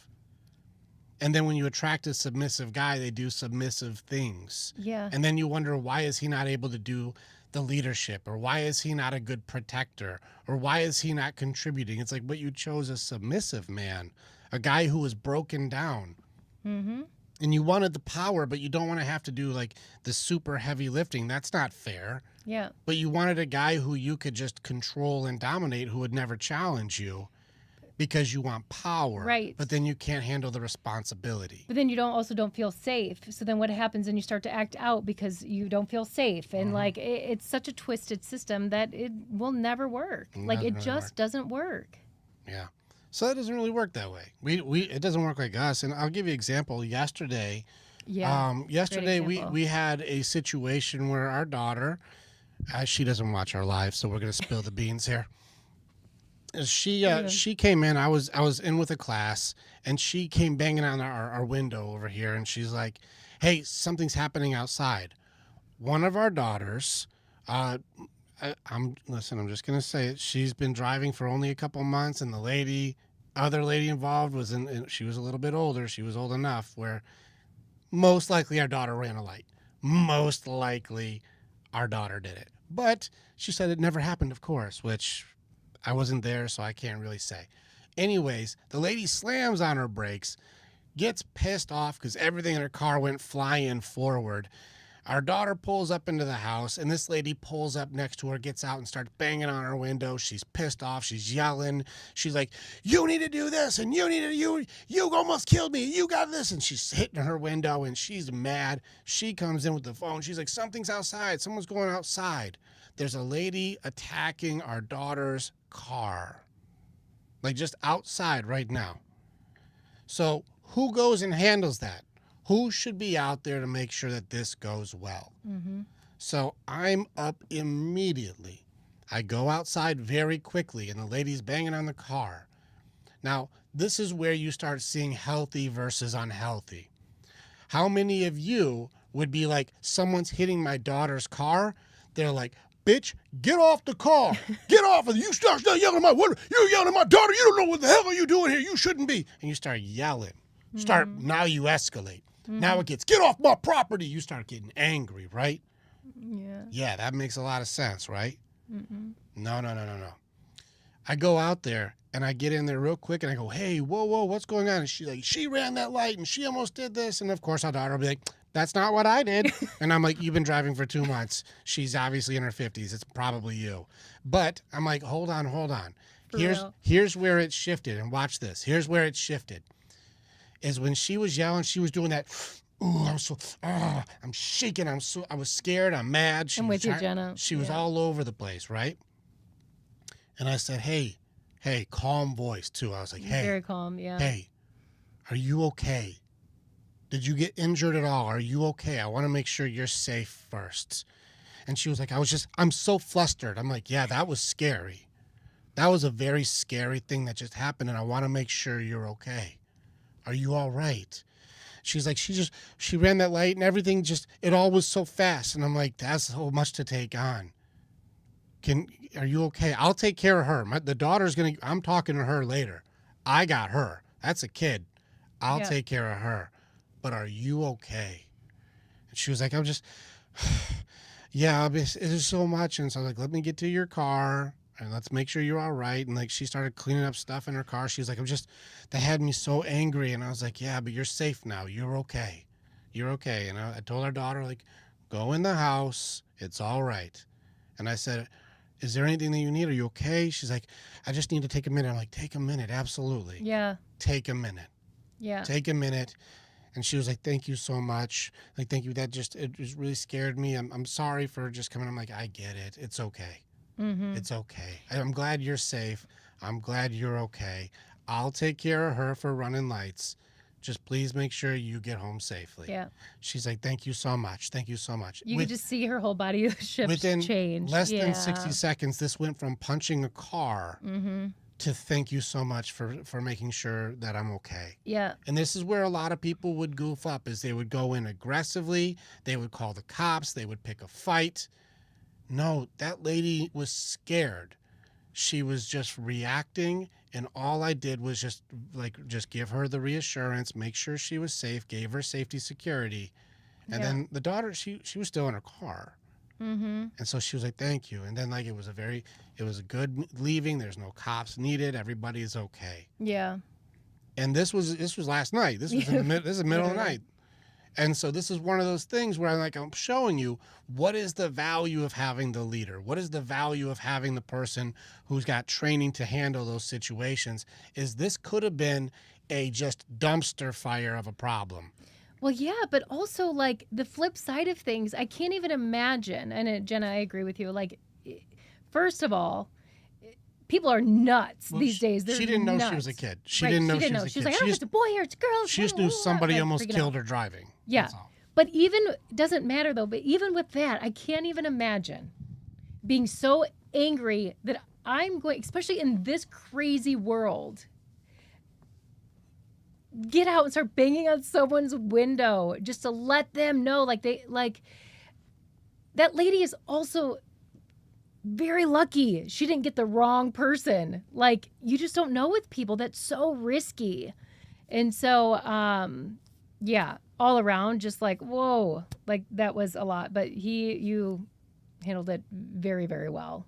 So, and that lady's also lucky that it wasn't anyone nuts in the car with a gun or something.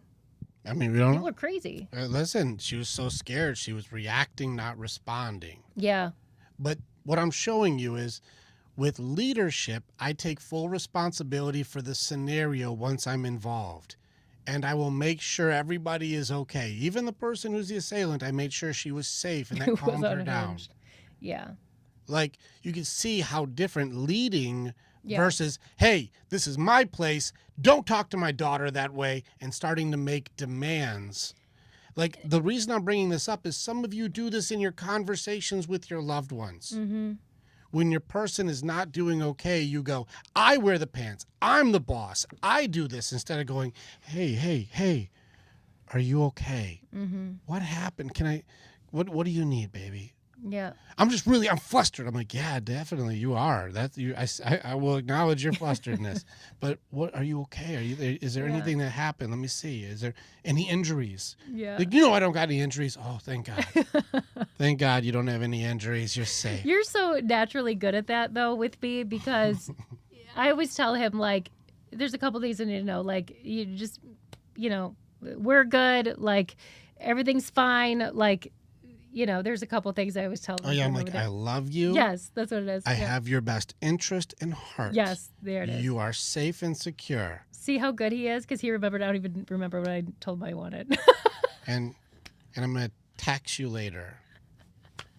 Oh, my God. But I'm like, just make me laugh. And I very easily, like, get over things. So I'm like, just make me laugh. We're good. Like, that kind of stuff. As soon as he says those things, I'm like, no big deal. John, I actually do a lot of that kind of mindset training for businesses. I have a few companies that I do that for right now. Hey, John, if you can, just go into our on our website at the top, just click the link, book a call, and I'll see what I can do as far as I'll give you some tips and stuff to help you. The mindset shift from going from like a 9-to-5 or work an employee into a solopreneur, it's lonely. It's complete. You have to change your whole mindset. You have to go from a 99% thinking to a 1% thinking, and it's really difficult to do without a mentor or without somebody to help you. So, yeah. And most don't make it. So you have to change your mindset, because a lot of good business ideas simply fall apart because the leader wasn't able to know what they were doing, or they didn't have the perseverance, or they quit, or it was too hard, or they made really bad decisions. So if you book a call, I'll give you some advice to help you out. Like, it's tough. So, we've been running this business now for a handful of years. We're doing well. I'll give you some tips and tricks to not burn yourself down in the first year. Yeah. But it's hard, man. It's so hard. So way to have the courage to go for it. It's tough to do. That's for sure. Yeah. All right, baby. It is 8:00. We've done 2 hours. I want some quality time with you. Time flies. All right. So yeah, thanks, guys. Thank you, everybody, for jumping in on a Warrior Wednesday, jumping in with us. Hopefully this was helpful. We've got some great podcasts coming up this week that'll be out next week. Yep. We've got some very cool stuff. On Saturday, I do have a free opening for all of my guys. If any of you guys want to come in for free to one of my classes, or just jump in and just be around the community, go to the top. We'll make sure you just click the link and you can just jump in. We'll have you guys jump in for free. I call it Bring a Brother Saturday. Just come on in. Yeah. You can join in and we'll just jump in the class. You could be a fly on the wall. You can interact, ask questions, but just come on in with the guys, see how we train. If you love it, stick around. If you don't love it, it was free and it was cool. So whatever. So you're welcome to come in. You can book calls with us. You can jump in and check out our community. We do have a whole group of men. We have a thing for the ladies. It's a lot more social than it is training. We train on Wednesdays, but it's a lot more social if the ladies want to be with the ladies. We have good women. Mm-hmm. But we have a whole men's community that's open right now. So yeah, we have a lot of opportunity to help. That's all we're trying to do. But I'm glad that we were able to help some people, Lily, and a lot of big names, Drew. There's a lot of cool people, Alyssa, Danny. Thank you guys. Yeah, There's a lot of people in here. Very grateful. Jenna, Ruth. Yes. Stephanie, Robert. We see you guys. We appreciate you guys very much. So otherwise, I'm going to shut it down. Let's do it. Baby, let's go hang out. Yeah. And then we'll hope to see you guys either next Wednesday. And then if not in the groups, jump in and hang out with us. Yeah. All right. We'll see you guys later. Do all the stuff. Like, subscribe, join the YouTube. Or don't. You guys know the buttons. We're not telling you new stuff. And then do the thing. We'll see you guys later. Thank you so much. All right. This one we're shutting down. And good night, YouTube.